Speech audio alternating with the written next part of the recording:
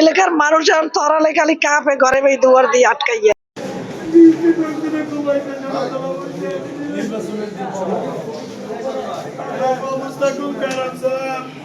আমরা ভোট কেন্দ্রে যাওয়ার সময় বিএনপি সন্ত্রাসীরা অতর্কিতভাবে হামলা চালায়। আমরা মোটেও প্রস্তুত ছিলাম না। মা বন্ধুকে নিয়ে ভোট দিতে যাওয়ার সময় ওরা বাধা প্রদান করে প্রথমে, পরবর্তীতে দুই সাইড থেকে তাদের দেশীয় অস্ত্র নিয়ে আমাদের উপর হামলা চালায়। এই আক্রমণ করছে ফারুক আলাদার, আমার ছোট ছেলের মাথা কষাই করতেছে।